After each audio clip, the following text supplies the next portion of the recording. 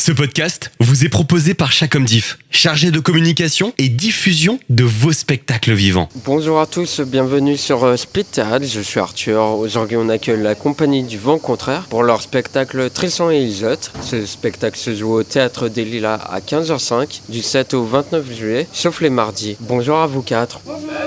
Est-ce que chacun peut se présenter en quelques mots s'il vous plaît? Alors moi c'est Maëlys Saint-Beauzel, j'ai adapté et mis en scène le spectacle Tristan et Iseult et je joue aussi la narratrice dedans. Bonjour, moi c'est Lionel Corécher, je suis comédien dans le spectacle Tristan et Iseult et je joue les rôles du roi Marc et de Prinis. Bonjour, moi c'est Quentin, je suis comédien aussi, sauf que sur Tristan et Iseult, je suis régisseur.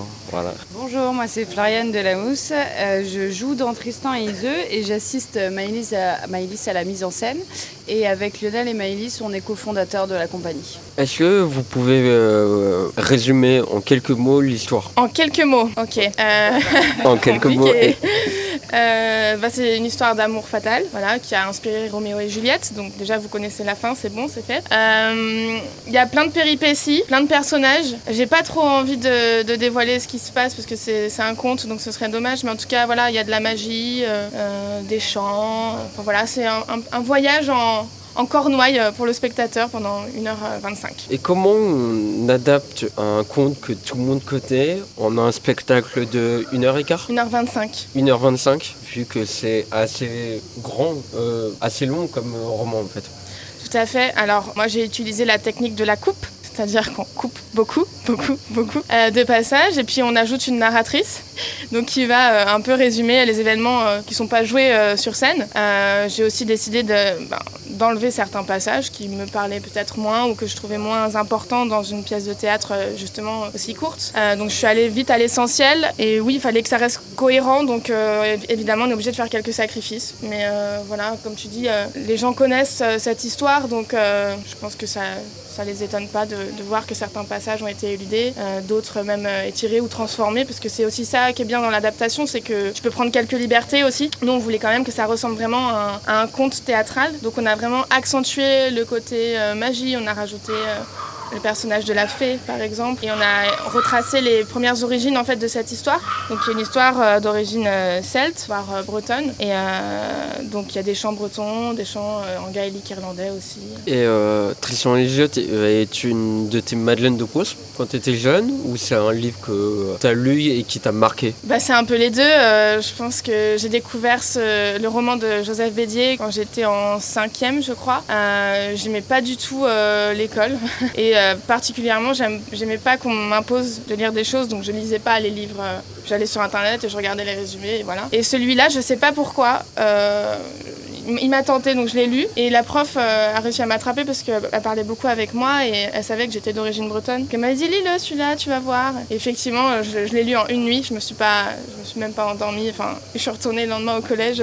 J'avais lu tout le bouquin. Donc ouais, gros coup de cœur et c'est vraiment mon livre de cœur depuis la 5e. Et comment elle vous a convaincu de jouer dans cette pièce? Déjà la forme du conte qui est intéressante et puis le parcours des personnages très marqués. Et puis moi je vais parler pour mon personnage qui est le roi Marc, qui est pour moi peut-être l'anti-héros, ou peut-être le héros caché derrière cette histoire qui va être par son parcours il va être très tourmenté dans ce conte-là, donc en tant que comédien c'est très très intéressant. Et puis de l'autre côté elle donne aussi à chaque acteur la possibilité de jouer un deuxième rôle qui est à l'opposé de l'autre, donc de pouvoir justement exploiter toute sa palette. Et c'est ça qui est intéressant. Et puis il y a aussi le côté magie, voyage qui est super intéressant. Alors pour moi ça s'est fait en 2 temps. D'abord elle m'a demandé d'être assistante sur sa mise en scène et on a fait passer des auditions ensemble pour le rôle d'Iseult. Et pour moi c'était après avoir travaillé avec Maëlys sur J'appelle mes frères, quand elle m'a proposé, en fait je pense qu'elle aurait pu me proposer n'importe quel texte, j'aurais dit oui parce que j'aime bien travailler avec elle et du coup je pense que quand même ce qui m'a d'autant plus motivée c'est que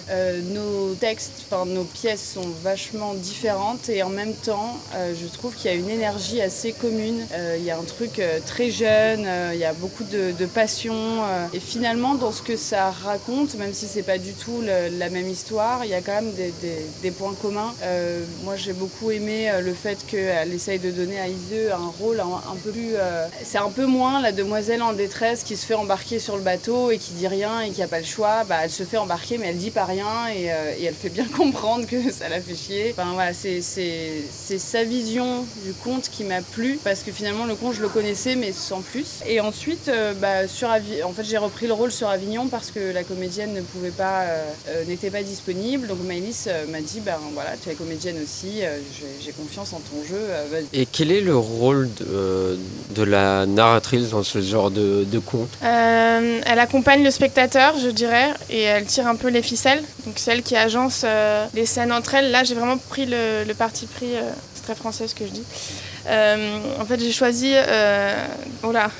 j'ai fait en sorte que la narratrice soit vraiment la metteuse en scène. Pour moi, c'était vraiment important. Je voulais vraiment qu'on voit que j'ai décidé de raconter une histoire, un peu comme dans J'appelle mes frères. D'ailleurs, il n'y a pas de quatrième mur, du coup, puisque je m'adresse directement aux spectateurs. J'ai vraiment choisi de raconter cette histoire. Les comédiens ont choisi aussi d'endosser des rôles. On le voit à travers le maquillage, les costumes, le fait qu'ils jouent différents personnages. On voit bien que c'est les mêmes comédiens. Donc voilà, c'est vraiment... On choisit de vous emmener avec nous dans ce voyage, de vous raconter cette histoire. Et du coup, Quentin, quel est le rôle du régisseur dans cette pièce? Le rôle du régisseur, c'est de faire en sorte qu'il n'y ait pas de problème technique. Donc c'est de faire en sorte que les lumières, les tableaux qui ont été très bien imaginés par la metteuse en scène puissent être au niveau de beauté que ce que la metteuse en scène veut. Et donc il faut envoyer des tops pour que ça se passe bien et que les lumières soient belles, ou du moins soient aussi belles que ce que veut la metteuse en scène. Et ce que j'aime bien aussi, c'est que c'est un véritable travail d'équipe, parce que vous êtes vraiment fusionnels tous les quatre, justement. Ouais, tous les quatre, mais il y a aussi l'équipe. Là, il y a pas tout le monde qui est là. Il y a encore des acteurs, je pense à Lubin, à Juliette, à Aurélien, j'en oublie pas, je crois, qui sont pas là aujourd'hui, mais on est tous ultra soudés sur ce projet, et sur tous les projets de la compagnie en général. Et oui, c'est sûr que c'est agréable de travailler dans un esprit d'équipe comme ça. Ça porte tout le monde aussi. Ça donne une énergie dans la journée, parce qu'à Avignon, c'est pas que jouer, c'est aussi tracter, c'est rencontrer un maximum de gens pour leur donner envie de venir voir une pièce. Et quand on voit les gens sortir du théâtre ravis, c'est forcément l'esprit qu'on a fusionnel de notre équipe, il est pour quelque chose aussi, et ça c'est chouette. Et quel est quand le public sort du théâtre, qu'est-ce qu'ils veulent, qu'est-ce que vous voulez qu'ils retiennent de la pièce? Je pense que ce que j'aimerais qu'ils ressentent en sortant de la pièce, c'est qu'il y a toujours un enfant en eux qui rêve d'être aimé très fort et d'aimer très fort. Je pense que c'est très important, l'amour dans la vie, et qu'il faut l'assumer, et c'est ce qu'on fait avec ce spectacle. Par exemple, hier, les spectateurs sont sortis, j'ai vu des familles entières avec les larmes dans les yeux, et ça, franchement, c'était beau, quoi. Ils étaient émus et c'était pas triste, au contraire, ils se sentaient vivants. Et nous, quand on joue, en tant que comédien, on se sent vivant, donc on a envie de transmettre ça. En gros, quand tu parles de ton exemple, tu te dis, ça y est, j'ai fait Paris gagnant, j'ai fait émouvoir, entre guillemets, le public. Ouais, tout à fait. D'ailleurs, ils le disent en général, ils nous disent merci. Parce que nous, on les remercie d'avoir été là, de nous avoir applaudi, d'avoir suivi l'histoire avec nous. Et parfois, ils nous disent, mais c'est nous qui vous disons merci. Et là, nous, on est heureux. On sent vraiment une connivence avec le public et on se sent humain, quoi. Et le spectacle est tout public? Il est tout public, mais à partir de 8 ans. Parce que quand même, cette histoire, elle est un peu violente à certains moments. Donc voilà, je préfère pas que des enfants trop jeunes viennent, au risque d'être un peu choqués. Et pour conclure, quels sont les 3 mots pour définir la pièce pour chacun de vous? Passion, allez hop, vous l'avez plus. Rêve, lépreux. Je dirais voyage, amour et féerie. Moi, je dirais jeune, que c'est tous jeunes. C'est de la passion de la jeunesse, quoi, je trouve. Magie, mais ça rejoint un peu féerie. Et l'amour, mais amour fatal. C'est 2 mots, mais... Moi, je vais dire couleur, je vais dire bateau, et il m'en faut un troisième. Je vais dire musique. Il y a des chants qui sont super, des chants bretons, des chants gaéliques, c'est trop bien. Et c'était important pour toi d'inclure les chants dans ce spectacle? Oui, tout à fait, parce que la musique, le chant, ça fait partie de la culture celte. Et je trouve que dans cette histoire, il y a une très forte place qui est accordée à la musique, notamment pour Tristan, qui normalement est un joueur de harpe, de lyre. Alors dans la pièce, c'est pas vraiment le cas, mais en tout cas, on s'est tous mis à apprendre des chants en gaélique. Et c'était très important aussi de faire découvrir à mes comédiens l'univers de la Bretagne. Je les ai d'ailleurs emmenés en Bretagne pour la résidence de création. Donc au plein mois d'août, sous la pluie, comme il faut. Bon, voilà. Une bonne immersion.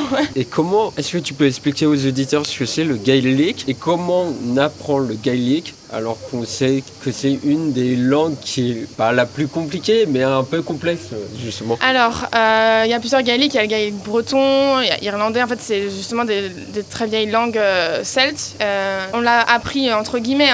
On a appris les paroles des chansons. On a regardé la traduction parce que c'était important de comprendre ce qu'on disait. Et même pour la mémoire, c'est toujours plus facile quand tu as le sens d'une phrase dont les sonorités sont très étrangères par rapport à ta langue.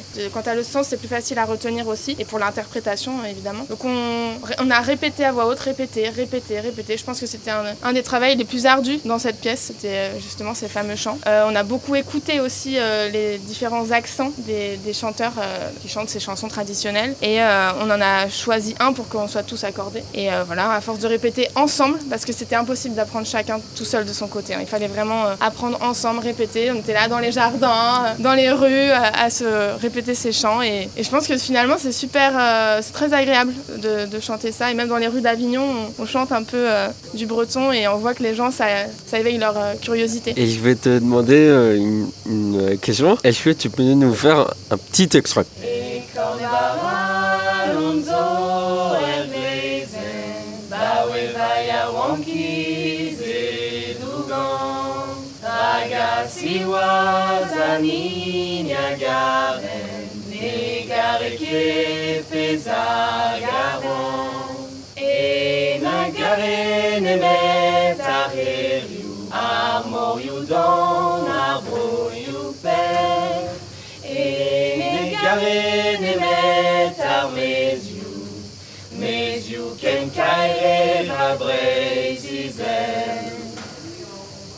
Merci à vous quatre, c'était très beau.